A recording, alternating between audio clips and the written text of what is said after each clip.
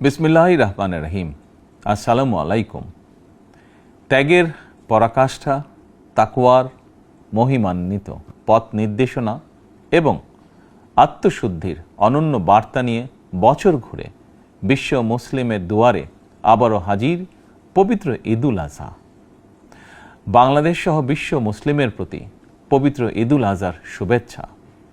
দল, মত, ধর্ম, বর্ণ নির্বিশেষে দেশবাসীকে পবিত্র ঈদের শুভেচ্ছা জানাই। ঈদ মোবারক।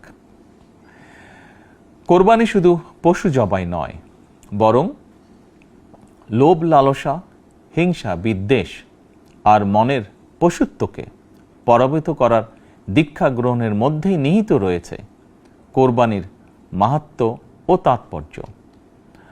আল্লাহর শ্রেষ্ঠত্ব ঘোষণা করে নিজেকে আল্লাহর কাছে সমর্পণের এই উৎসব আমাদেরকে ত্যাগের মহিমায় উদ্ভাসিত করবে, সত্য সুন্দরের দিকে ধাবিত করবে। এটিই হোক পবিত্র কোরবানির অন্যতম শিক্ষা। প্রিয় দেশবাসী, যাদেরকে আল্লাহ এবছর কোরবানি করার সামর্থ্য দিয়েছেন, তাদের প্রতি আমার বিনীত আবেদন, এবছর যাদের পশু কোরবানি দেওয়ার সামর্থ্য হয়নি, তাদের সঙ্গে কোরবানির পশুর মাংস ভাগাভাগি করে নিন। এটিও কোরবানির আরেকটি অন্যতম শিক্ষা। প্রিয় দেশবাসী, আপনাদের প্রতি আমার বিনীত আহ্বান, কোরবানির চামড়া যথাযথ প্রক্রিয়ায় সংরক্ষণ করুন।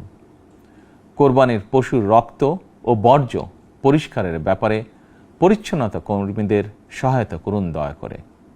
যথাসম্ভব নিজেরাও পরিচ্ছন্নতা অভিযানে অংশ নিন সম্ভব হলে, যাতে কোরবানির দিনই সংশ্লিষ্ট স্থানগুলো পরিষ্কার পরিচ্ছন্ন করে ফেলা যায়।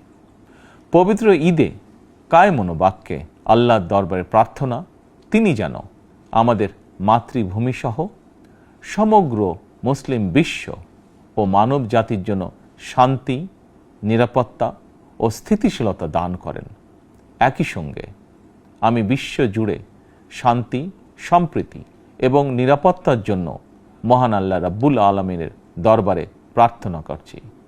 প্রিয় দেশবাসী, আবারও আপনাদেরকে ঈদুল আজহার শুভেচ্ছা জানাই।